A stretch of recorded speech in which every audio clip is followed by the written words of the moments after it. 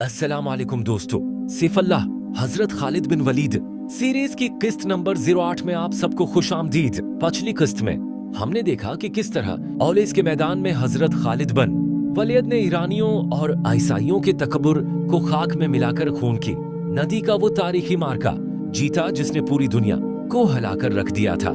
औलेस की उस भयानक शिकस्त के बाद अब ईरानी सल्तनत का आखिरी और सबसे मजबूत सहारा हेरा का शहर था।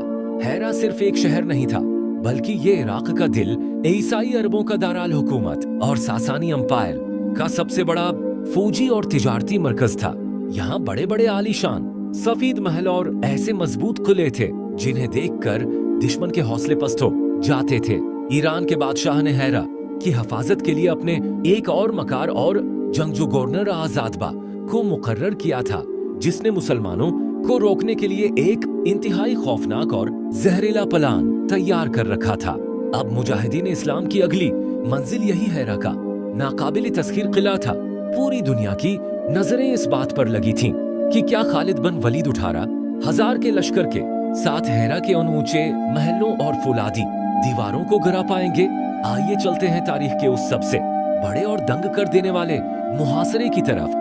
नाजरीन कराम, हजरत खालिद इब्न वलीद ने औलिस की फतह के बाद अपने लश्कर को हेरा की तरफ बढ़ने का हुक्म दिया। जब हेरा के गवर्नर आजादबा को पता चला कि मुसलमानों का तूफान हेरा की तरफ आ रहा है, तो इसने एक बड़ी चालाकी की। उसने अपने बेटे को एक तेज रफ्तार घड़सवार दस्ता देकर हेरा से बाहर अंजफ के पास बहने वाली फुरात नदी पर भेजा। इसका मकसद ये था कि वहां बने हुए दीम और पानी के रास्तों को बंद कर दिया जाए, ताकि नदी का पानी सूख जाए और मुसलमानों के बहरी जहाज और कश्तियां जो सामान्य हर्ब लेकर आ रही थीं, वो रेत में फंस जाएं।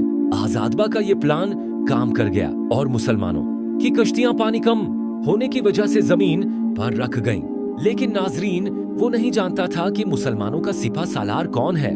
जैसे ही खालिद बिन वलीद को इस मारी गई चाल का इल्म हुआ, उन्होंने एक सेकंड की भी ताखीर नहीं की। उन्होंने अपने सबसे बेहतरीन और फिरतीले घड़सवारों का एक दस्ता तैयार किया और खुद उसकी कमांड संभालते हुए बिजली की चमक और बादल की गर्ज की तरह नजफ की तरफ बढ़े। वहां पहुंचकर उन्होंने आजादबा के बेटे के दस्ते पर ऐसा अचानक और खूंखार हमला किया कि ईरानियों को संभलने का मौका ही नहीं मिला। खालिद इब्न वलीद ने अपनी तलवार के एक ही वार से आजादबा के बेटे का काम तमाम कर दिया और दीम को दोबारा खोल दिया, जिससे नदी में पानी दोबारा दौड़ने लगा और मुसलमानों का लश्कर शान से आगे बढ़ा। जब हेरा के गवर्नर आजादबा को अपने जुवान बेटे की मौत और मुसलमानों की नजफ में फतह की खबर मिली, तो इसके पांव तले से जमीन निकल गई। उसका हौसला इस तरह टूटा कि वो अपने महल और फौज को छोड़कर रात के अंधेरे में अकेला ही मदाइन की तरफ भाग खड़ा हुआ। गवर्नर के भागते ही ईरानी फौज में भगदड़ मच गई, लेकिन हेरा के ईसाई अरबों और वहां के महरान जैसे बड़े सरदारों ने हिम्मत नहीं हारी। उन्होंने हेरा के 4 बड़े और मजबूत किलों के दरवाजे बंद कर लिए और उनके अंदर महसूर हो गए। जब हजरत खालिद बिन वलीद हेरा पहुंचे, तो उन्होंने देखा कि पूरा शहर खामोश है और दुश्मन ऊंचे किलों की दीवारों के पीछे छुपा हुआ है। खालिद इब्न वलीद ने अपने लश्कर को 4 हिस्सों में तकसीम किया और हेरा के 4 किलों का एक ऐसा सख्त और मजबूत मुहासरा कर लिया कि परिंदा भी पर नहीं मार सकता था। उन्होंने ईसाई सरदारों को पैगाम भेजा कि अस्लाम कबूल कर लो या जजिया देकर अमन से रहो, वरना याद रखो मैं ऐसे लोग लेकर आया हूँ जो मौत से इतनी ही मोहब्बत करते हैं जितनी तुम जिंदगी और शराब से करते हो। लेकिन कुले के अंदर मौजूद मगरूर सरदारों ने उस पैगाम का जवाब पत्थरों और तीरों की बारिश से दिया, जिसके बाद खालिद बिन वलीद ने कुल्हा तोड़ने वाले मुजाहिदीन को फाइनल हमले का हुक्म दे दिया। फिर हेरा की दीवारों ने वो होलनाक मंजर देखा जिसकी उन्होंने कभी तवक्का नहीं की थी। मुसलमानों के तीरंदाजों ने कुले के बर्जों पर बैठे ईरानियों पर तीरों की ऐसी बरसात की कि दुश्मन के लिए सर उठाना मुश्किल हो गया। दूसरी तरफ मुजाहिदीन इस्लाम मंजनीकों और बड़े बड़े शहतीरों की मदद से किले के मजबूत लकड़ी और लोहे के दरवाजों पर जरबें लगाने लगे। पूरा शहर तकबीर के नारों से गूंज रहा था और किलों की दीवारें मुसलमानों के जलाल से कांप रही थीं। ये मुहासरा और लड़ाई इतनी शदीद थी कि हेरा के अंदर मौजूद आम शहरियों और राहिबों मंक्स में चीखो पुकार मच गई। उन्होंने जब देखा कि मुसलमानों के गजब से उन्हें कोई नहीं बचा सकता, तो वो अपने ही सरदारों के खिलाफ खड़े हो गए और ऊंची दीवारों से चलाने लगे, आए हमारे सरदारों, मुसलमानों की शर्तें मान लो, वरना ये हमें और हमारे शहर को नीसत व नाबूद कर देंगे।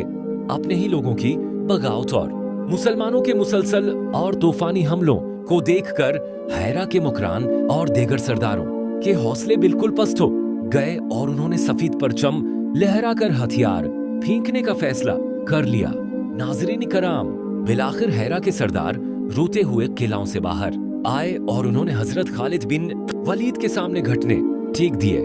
तारीख में पहली बार इराक का इतना बड़ा और मरकजी शहर बगैर किसी बड़े जानी नुकसान के मुसलमानों के जेर असर आ गया था और हैरा के मशहूर सफेद महल पर इस्लाम का परचम लहराने लगा। खालिद इब्न वलीद ने उनके साथ नहायत आदल और नरमी का मामला किया, उनके गर्जों और मालो जान को तहफ़्फ़ुज़ दिया और एक तारीखी माहिदा ते पाया। जब इस अजीम शान और नाकाबिल यकीन फतह की खुशखबरी मदीना मनूरा पहुंची तो अमीरुल मोमिनीन हजरत अबू बकर सदीक ने अल्लाह का शुक्र अदा किया और मस्जिद नबवी में खुशी की लहर दौड़ गई। हैरा की फतह ने ईरान की सल्तनत के दिल में मुसलमानों का वो खौफ बैठाया कि अब उनका अगला हदफ सासानी अंपायर का दाराल हुकूमत मदाइन बनने वाला था। लेकिन उससे पहले खालिद इब्न वलीद को इराक के दीगर सरहदों पर मौजूद फितनों को कुचलना था।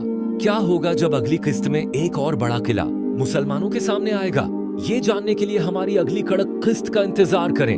अगर वीडियो पसंद आई हो तो चैनल को लाजमी सब्सक्राइब करें, वीडियो को लाइक करें और कमेंट में खालिद बिन वलीद लिखना ना भूलें। मिलते हैं अगली वीडियो में, तब तक के लिए अल्लाह हाफिज।